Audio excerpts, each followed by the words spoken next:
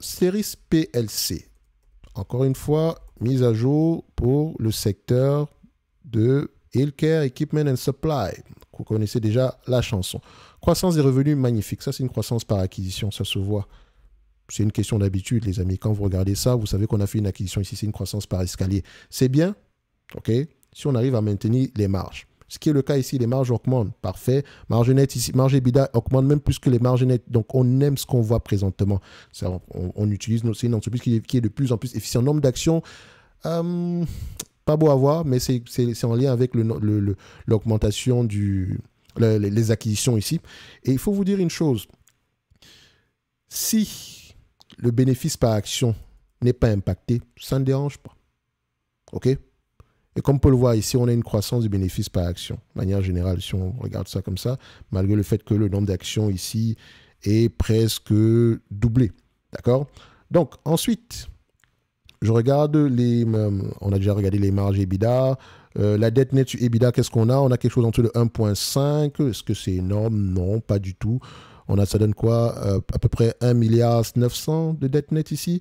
Quand on regarde ici la génération de free cash flow, qu'est-ce qu'on a? On a quelque chose ici aux alentours de 700, donc bientôt peut-être 1 milliard. On peut repayer la dette nette ici en moins de 2 ans par là. OK? Donc, ce n'est pas un problème. Ce genre d'entreprise, vous pensez que ça va se payer à combien? Vu la croissance par acquisition, on sera plutôt entre 20 et 15 fois les bénéfices.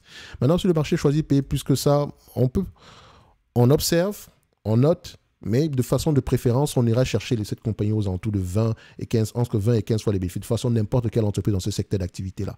Donc, ici, vous voyez, en moyenne, c'est 20 fois les bénéfices.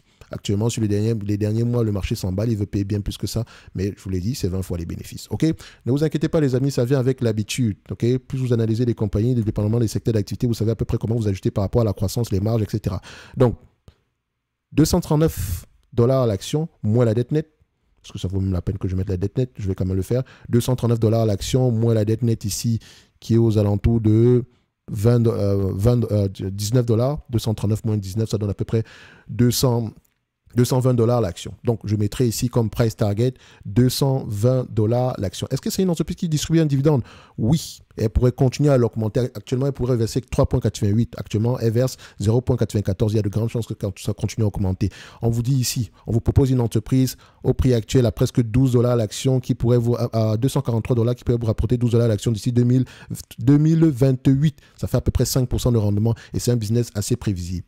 Qu'est-ce qu'on veut de plus? En tout cas, si la croissance continue, ça peut être un home run ici. Steris, 220 $ l'action, on valide, on met la date d'aujourd'hui. Pour ceux qui ont accès à la watchlist, vous pourrez savoir à peu près quand est-ce que c'était mis à jour, vu que la vidéo existe pour cette date-ci. Merci, au revoir.